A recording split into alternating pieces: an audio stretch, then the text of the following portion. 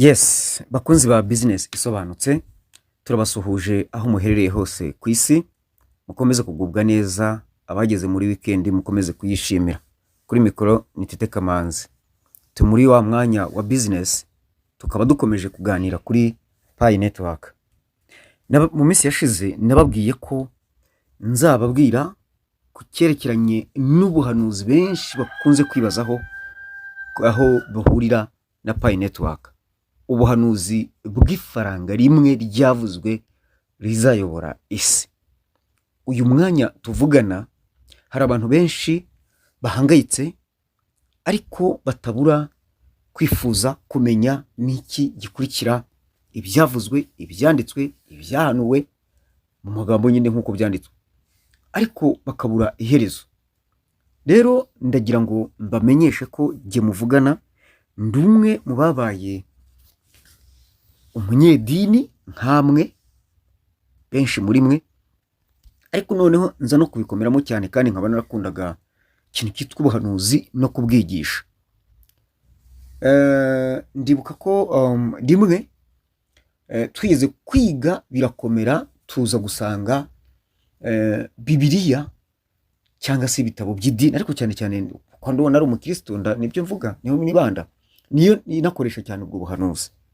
Twaje gusanga ari igitabo cyakoreshejwe mu kuyobora isi, ariko mu buryo bw'ubwoba no kujijisha, ariko ikaba ihishwemo ukuri kwinshi ku birimo gukorwa ku isi uhereye mu bihe byashize ndetse no mu bihe bizaza, yaba ari ibibi aba ari n'ibyiza. Ndabaha urugero, ariko ndabaha urugero nshingiye ku cyo turiho. Muri Bibiliya handitsemo yuko igihe kizagera, babyise ikimenyetso cy'inyamaswa, hanyuma bakanagerageza gusobanura iyo nyamaswa ni iki, kandi bakavuga yuko ibyo izabikoze ari igishushanyo izaba yiremeye, abakiramye bose bazabona ishyano. Ibi byakomeje gushyira benshi mu bwoba bukomeye cyane bwo kwibaza no kubungabunga ahazaza habo, bashingiye ku kwitwara neza ngo Imana itazabareba nabi ikabavaho yanabarimbura, bubahiriza ibyo Bibiliya isaba. Ariko kimwe mu bintu bigaragara cyangwa se byagaragaye nuko kwitwara nk'uko Imana ishakwa bivugwa muri Bibiliya nta muntu wabishobora, habe namba. Hagize ubishobora ntabwo yakabaye akurikiza ijambo rivuga ngo ugukubise urushyi mu musaya uhindura undi nawo bakubitemo. Niba ko ngako utagashobora, ntumbwire ko ibintu mu bintu 100 washoboye 99 kimwe nikikunanira ngo uvuge ngo warabikoze, kandi biri kubwira ngo mube mushyitse rwose, nta kugoragoza ngo kamwe ngo urabona ngo tera ngo intambwe imwe ngo 99 ngo Imana ngo irazitera mfa nawe ra. Yewe ibyo ngibyo ni ukwigoragoza, ni ukwihendahenda, sibyo. Niba ugiye kubikurikiza bikurikiza, bizarangira upfuye utabishoboye. Niba ari ukuvuga ngo bireke, icyo cyo kirashoboka kubireka, ariko burya ntawe ugomba kubaho nk'ikirwa.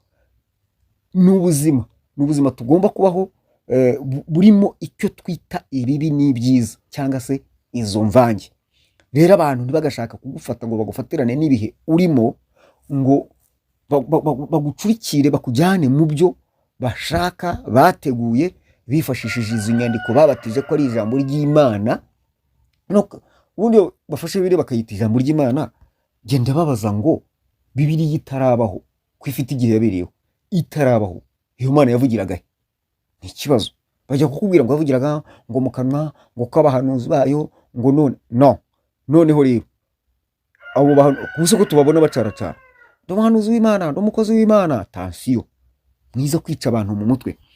Bibiliya ni gahunda ya UN cyangwa se ya Loni, ni gahunda y'isi yateguwe yuzuyemo imigambi igomba gushyirwa mu bikorwa. Urambwira uti se Loni ko yaje ejo bundi Bibiliya itari iriho? Nyine Loni yifashishije Bible kuko banditse Bibiliya, n'ubundi se UN ni iki? UN soso de Juif, UN ni abayahudi. Urabyumva neza, n'abayahudi ukongeraho ngo abanyamerika, sibyo, ukongeraho n'ibindi bihugu, noneho bategura gahunda yo kuyobora isi. Ariko iyo gahunda ntishyirwa mu bikorwa neza. Igero cyaje kugera isi yigabanya amadini, hagenda havukiramo n'utundi yego, ariko hari amadini azwi. Iry'abanyamerika ni iki? Ni abadivantisiti. Iry'abayahudi ni judaism. Hakaba iry'abaroma, noneho hakabaho noneho n'iry'abarabu islam, hakabaho igice cya Aziya orthodox, hakabaho noneho abongereza bihimbiye iryabo bagomba gukurikiza katolika, biza kugira ngo bagize anglikani. Anglikani yari kiliziya y'abanglikani, kuko bari bashwanye, umwami wabo ashwanye n'umuyobozi wa kiliziya gatolika, sibyo. Isi rero bayitangatangisha amadini agomba kwica abantu mu mutwe. Kera byari bimeze neza, ariko Pitanos, ariko noneho biza gukura, bagenda bihitiramo kugeza noneho nubwo buri gihugu gishobora kugira idini ryacyo n'ibindi n'ibindi. Ibyo byose rero ni imiyoboro inyuzwamo gahunda yagombaga gukoreshwa iyobora isi. Noneho babyitirira ubuhanuzi ngo ni Imana yavuze. No, sibyo. Reka rero nigarukire kuri ibyo bintu byitwa ubuhanuzi byanditswe muri Bibiliya bivuga ku ifaranga rimwe rizayobora isi, kandi bakavuga yuko ngo nta muntu n'umwe uzasigara adashyizweho icyo kimenyetso. Fine, guma hamwe. Hari abantu benshi bari mu kurwana ngo tutazafata ikimenyetso cy'inyamaswa. Inyamaswa bisobanura ubutegetsi, nk'uko mu buhanuzi babisobanura nyine. Ikimenyetso ni so urabona nk'iki kimenyetso cya leta ni iki? Ese karita ninde utayifite? Ngo iyo karita ninde utayifite? Ufite ikarita mituweli, ufite ikarita y'urugendo, ufite ikarita ndangamuntu, ufite ikarita. Hanyuma ngo uwo mutware ngo azayoboza ngo amahanga inkoni y'icyuma. Uwo mutware uzaza, aha niho ushaka kugaruka. Ubundi umutware ninde? Umutware ni ibihe tugeramo. Iyo nkoni y'icyuma nta yindi ni ikoranabuhanga. Iryo koranabuhanga rero niryo rizatuyobora, rizadushyira mu isi nshya ivugwa, isi y'ibyiza biterwa naho tugeze. Kandi biri kurongera ikavuga, mana ndumva nshaka kuvuga ibintu byinshi ariko bikubiyemo nanone, bikubiye ahantu henshi cyane muri Bibiliya, ngo muzamenye ukuri kuko ariko kuzaba batura. Abantu batazi ibi bintu ni imbata. Nta kintu bazi, nta kintu baramenya, ariko nibaramuka bamenya, hasa nk'umuka babimenya. Rero nagira ngo menyeshe abantu bariho ubu ngubu, ari abanyumva, hari n'abazanyumva nyuma, yuko iri faranga ryaciye ibintu. Faranga rizayobora isi, ni iringiri twarigezeho, ni Pi Network. Nta guca hirya hino ndahuranyije, sinjye guca Kibungo ndi Kigali. No, ni Pi Network ni izayobora isi. Mugende musacinga ikintu bita RWA, Real World Assets. Ni mudasangamo ayo mafaranga y'ikoranabuhanga mu ngayi, mushaka ikintu bita, ndatekereza iki kintu mu bantu ari abantu bake cyane bari basanzwe bakiza, ariko abantu benshi bankurikira ni ubwa mbere iki kintu bacyumvise. Real World Assets, murasangamo amafaranga y'ikoranabuhanga. Niba ari Real World Assets ni imitungo. Ibi bintu ni ikoranabuhanga rigiye kwifashishwa mu kuba ari ryo rigize ubukungu bw'isi. Na cyane ko murabizi ikoranabuhanga niryo ritunganya imitungo kamere dukoresha hano ku isi, nyine tuyikuye haba ari mu butaka cyangwa mu kirere nk'umuyaga. Ni ikoranabuhanga ribibyaza, ryifashishwa mu kubibyaza umusaruro. Ni naryo rigiye kuzifashishwa mu kubyaza umusaruro ubwonko bw'umuntu. Hahandi ushobora kureba ku gikuta amatara kaka, hahandi bashobora kumenya icyo utekereje, ukoreba inzugi zigafunguka, ibintu nk'ibyo. Utiriwe urambura amaboko ngo urakora iki? No. Yego, rero ikoranabuhanga nicyo kintu gikomeye cyane kigiye kubaho kuyobora isi. Pi Network rero, kandi ikoranabuhanga ngo hayobora cyane ikoranabuhanga riruta yandi. Nk'uko mubona umuntu ashobora guhinga ibijumba, akaba ibijumba binini n'ibijumba bito, kandi byose bivuye mu iyogi rimwe. Noneho umuntu agahitamo gucuruza ibijumba binini, ubwo bito birajya he? Namwe murabyumva. Ariko hakaba n'ababicuruza babivanze. Ni ukuvuga ngo ibinini bicuruza ibito, cyangwa se ibito bikagira isoko ryabyo. Ibyo nibyo twita ubusumbane. Israel irashaka gukoraho ikintu cyitwa ubusumbane, twese tukakisesinga ubuzima bumwe ku isi, ariko buri wese ingano y'ibyo akeneye cyangwa akoresha ikarutanwa akurikije wayibonye mbere, wabonye byinshi bitewe n'imbaraga yakoresheje, ibyo byo ntibyabura, ariko twese tukakisesinga kimwe, tukagera tukabaho mu kintu kimwe cy'ikoranabuhanga kuri twese, ukaba ntiwajya ku isoko, ntiwatarabuka, ntiwagira utu udafite iryo koranabuhanga. Reka mbabaza, ubu ninde utifuza gutunga smartphone? Utifuza gutunga smartphone nantera ibuye. Uwo muntu niba rero ameze atyo, iryo koranabuhanga iyo smartphone afite ikubiyemo buri kantu kose, ubwo rero igikenewe ni iki? Ni ugushaka igikoresho cyiza kibumbye byose. Namwe murabizi umuntu ufite telefone nziza ukuntu aba ameze. Tugiye gukoresha telefone za Tesla phone, ni telefone za Elon Musk tugiye kuzajya dukoresha nta internet ikenewe, tuyikoreshereza icyogajuru. Nta internet hano ku isi ikenewe, ni ibyogajuru gusa, ni satellites, sibyo? Ntakeneye kuvuga ngo rezo ngo yabuze ngo ibikintu, no, ariko iri kugaragaza aho waba uri hose udashobora kwihisha. Iyo telefone utayishaka ninde, ariko kandi nuyibona ntabwo uzabuze iryo koranabuhanga kugira gute kugeraho. Ndagira ngo rero mbere yuko nzakomeza kuvuga ibindi byinshi, banumve neza ko umuntu uzi yuko atamayininze payi, ni mu mushaka mayininge payi uko byashoboka kose. Kandi umuntu wese uzi ko yamayininze payi namenye yuko ari mu mushinga ukomeye cyane kandi mwiza, atazagira aho ahungira. Ubwo ikiza rero ni ukubibamo, nta kundi byagenda. Buriya hari ikintu utakwepa, ikintu bita urupfu ntiwagikwepa, ariko ntumenye igihe cyaziye, kandi ntumenye yuko uri bupfe bona nubwo waba urembye bimeze biti. Ariko Pi Network ni ikintu udashobora gukwepa nk'uko utakwepa urupfu. Ku isi ubu ngubu niko bimeze, ntiwagikwepa nk'uko utakwepa urupfu. Icyakora wakwanga kucyakira, ariko nticyabura kukugiraho ingaruka. Ingaruka za mbere nuko ubuzima bwiza buri wese yifuza uzaba adafite Pi buzaba ari ingorabahizi. Ubwo buzima utabufite uzaba nta buzima bwiza ufite, bizagukoraho, bizakugiraho ingaruka. Icya kabiri, umuntu wese wifuza ubuzima bwiza adafite Pi bizamwahagiza. Icyaba cyiza rero, registaringa. Niyo waregistaringa ugaceceka ntumayininga, ariko nibura ukaba waramayininze nibura umunsi umwe, uzaba uhagaze neza mu gihe cyo kugira gute cyo gukoresha Pi.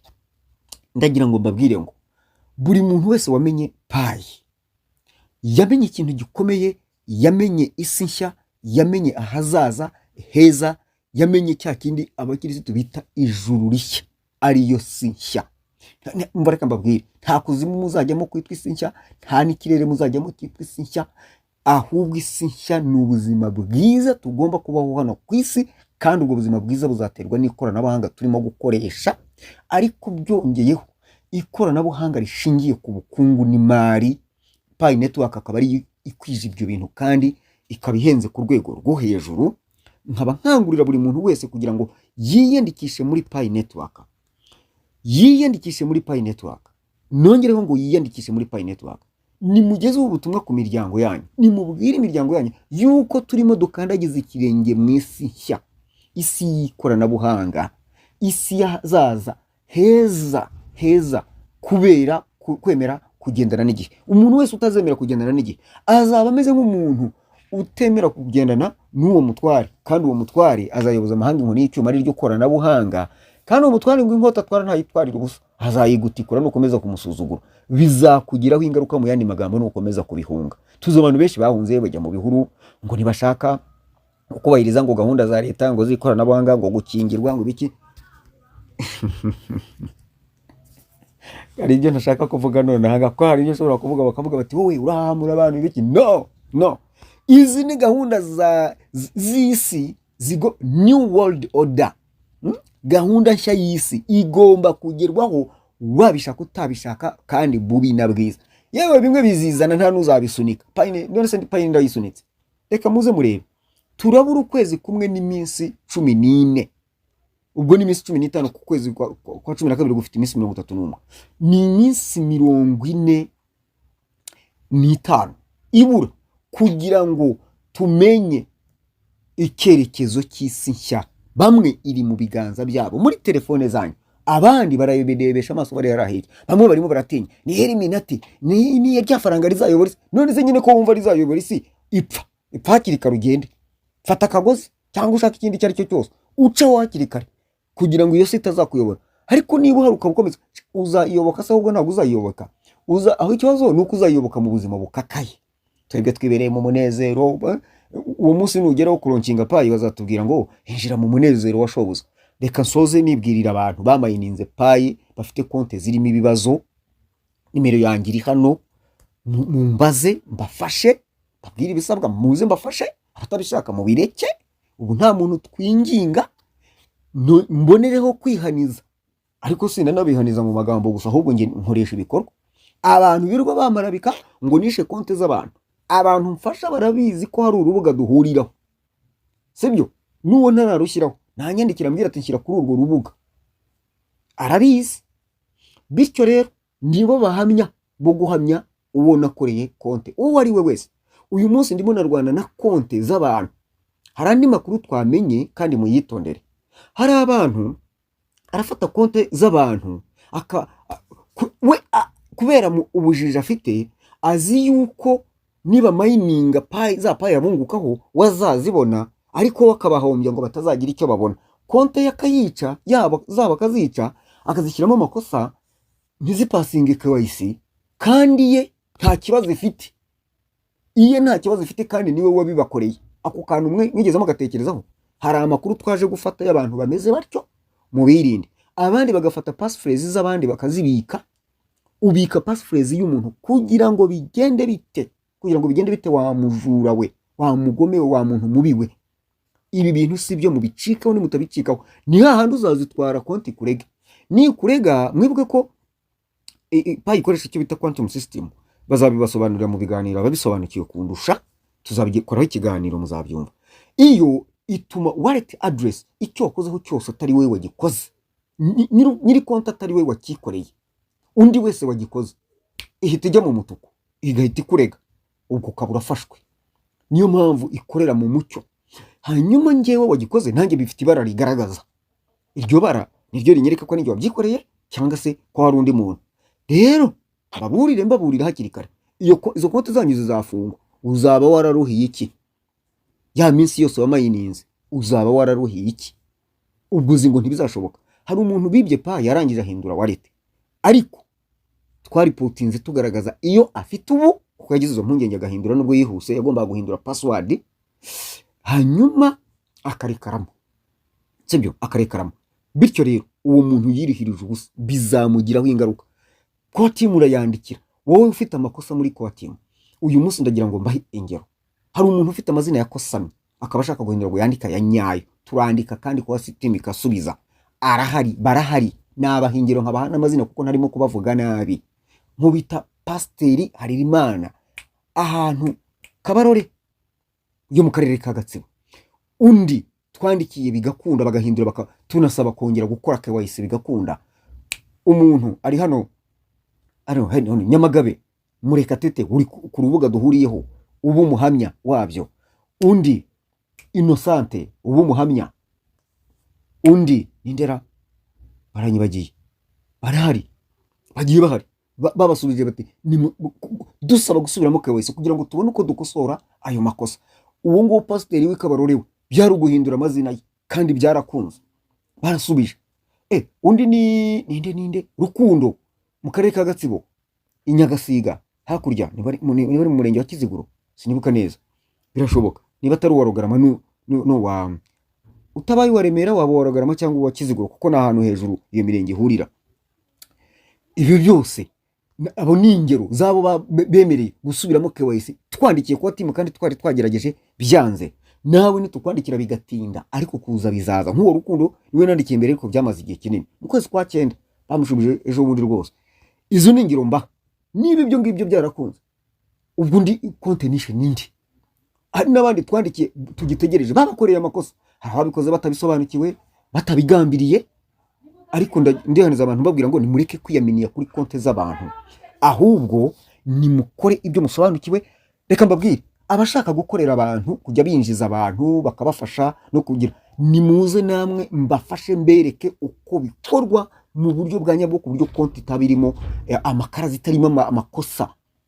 Ariko mureke kugira gute kwica konti z'abantu, mwe kubabuza amahirwe. Nibyo nababwiraga, umuntu utaramayininze payi agiye kuzahura n'ibibazo bikomeye cyane, kuko payi niryo faranga ryonyine ku isi rizaba rivunja buri faranga ryose, kandi ukarivunja utarisohoye muri payi network system. No, izaba ifite token yayo yihagarariye yitwa USD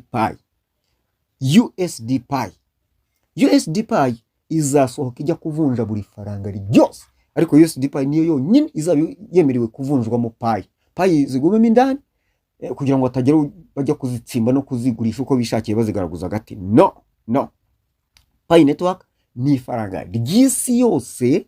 Mwibuke ko ari ry'Abanyamerika. Turaje turebe Donald Trump karabaye. Hanyuma rero nsoza, abantu babirirwa bavuga none se ni bwa buhanuzi, kandi ubwo buhanuzi ndagira ngo umenyeshe ngo ni gahunda y'isi, it's new world order, ni gahunda y'isi igomba gushyirwa mu bikorwa bubi na bwiza. Ubishaka utabishaka, ubizi utabizi, uzabyisangamo. Cyaba cyiza rero kicyo muhakiri kare, ahubwo wanabisobanukiwe wumva ko nta n'ikibazo gihari, ahubwo icyo barimye nk'ikibazo ni igikangisho cyo kugira ngo wowe utazabigeraho bakomeze bikirire. Niko Afurika batwishe, niko injiji bazica. Wowe wabimenye, pfunyuruka. Biragusaba iki rero kwinjira muri Pi network? Icyambere biragusaba kuba ufite smartphone, kabiri kuba ufite email, Facebook account, kuba ufite na nimero ya telefone ikubaruyeho, yaba ari ya MTN yaba ari ya Airtel. Hanyuma ibindi bikurikiraho tugufasha kuregisteringa. Tuzakomeza no gukora ibindi biganiro bisobanura. Turateganya amahugurwa online kugira ngo bigire ku bantu benshi, ko guhuza abantu kenshi ntibikigezweho cyane, na cyane ko ikoranabuhanga ryasabagiye rigera kuri benshi bakaba babikurikiza. Nsoze kandi mbwira abantu bashaka kuverifyinga phone number bakoresheje umurongo wa MTN, cyangwa ubwo ni mu Rwanda mvuga, cyangwa se bashaka kuri settinga password, ntabwo birimo gukunda kuko kohereza message bisaba amafaranga. Ni 88 ku bakoresha umurongo wa MTN, bikaba 79 ku bakoresha umurongo wa Airtel Tigo. Ariko mu gihe Airtel Tigo birakunda ariko MTN ntibirakunda, haracyari mu kibazo tutaramenya kandi tugikurikirana kumenya amakuru yabyo, tukazajya tugenda tuyabagezaho uko tuzajya tugenda tugerayo twunguka. Mutuze rero, ntago birakunda, nibikunda muzabimenya, tuzababwira. Ahasigaye wowe mining, sibyo mining. Abatafite uko mining kubera ko bakoresheje MTN kandi baribagiwe simcard ya MTN kandi baribagiwe password baregisteringeho muri Pi network, tuzababwira ubundi buryo tutaranonosora neza uko bukoreshwa. Mwakongera ku mininga tunyuze kuri Facebook. Ibyo rero byose ni amakuru tugenda tubakusanyiriza n'ibiganiro tubagezaho. Naho ibijyanye n'ubuhanuzi bw'ifaranga rizayobora rimwe ku isi ni rya Pi network ryaje, suko ndi mafaranga azavaho pe, ahubwo nuko ari ryo rizaba riyoboye, rifite imbaraga kurusha. Nese ku isi ntimuzi mu bantu nuzi ko ari umunyembaraga kubarusha, habaho intwaro irusha izindi, habaho buri kimwe. Bityo rero mumenye yuko niba ari ubuhanuzi bugomba gusohora. Ese bundi abantu basakuza ngo budasohora? No, bugomba gusohora, reka busohore. Ahubwo wihunga ko bugusohoreraho mu gihe uhari, ahubwo vuga uti burakaza neza. Kubera iki? Bugomba kuba, kuko ntawe twabonye bwishe, nta n'uwo twumvise buzica. Ahubwo baravuga babikabirije, babibeshya ngo inyamaswa ntizakurye, uzirinde kwikurya, sibyo? Niba inyamaswa ari ubutegetsi bupfa kuba ari bwiza, ariko niba ari bubi hari uburyo bwo kugira gute bwo kubana nabwo, cyangwa se kubuhunga cyangwa kuburwanya.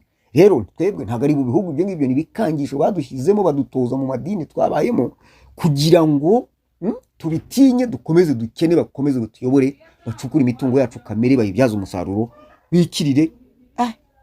Niba Imana yanga ubukire kuki se baza gusaba abantu amaturo? Kubera iki?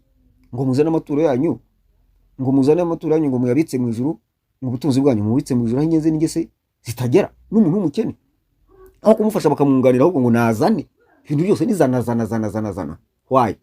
Noneho reka tujye gushaka, tubone uko tujya gute cyo dutanga, harutanga icyo adafite. Ariko hari abantu ugasa birebire. Reka soreza aha, weekend ibanogere. Hanyuma nibutsa abantu bakeneye ko mbafasha ku giti cyanjye, nabyiyemeje ko akazi nkora ka buri munsi nakundi nabigenza, ariko nibura dukemura ibibazo dufite kugira ngo turebe ko twarya kuri aya mafaranga ya payi. Uyu munsi ni ku itariki 16 z'ukwa 11 2024. Abakeneye ko mbafasha turahurira guhera saa 7 ari ya Gikondo Merezi ya kabiri muri niyihe ni Vela Inn. Yes, hari imodoka zihagarara naho ngaho duhurira. Muramvugisha kuri telefone murazibona kugira ngo mbabwire ibisabwa, ariko nta nikibirenze kugira ngo wicare nuko ushobora gukonsoma niba fanta nibura yamakingira ngo ni 700 niba atari 800 800 aho ngaho 800 ngira ngo fanta ntoya niba atari 800 nayo niyo yamaki.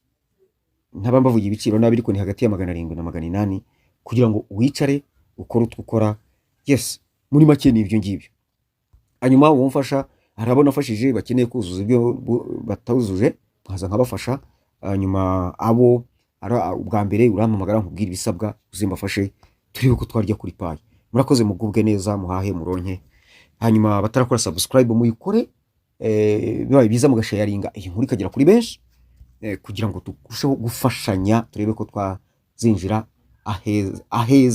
ahazaza heza, aho tuzahindurirwa ubuzima. Payi yaziye kugira ngo duhindurire ubuzima, so kugira ngo turaragire kwirwe imishwaro niki, no, ni kugira ngo duhindurirwe ubuzima, duhindure ubuzima bwacu bube bwiza, turusheho kubaho neza. Mugubwe neza.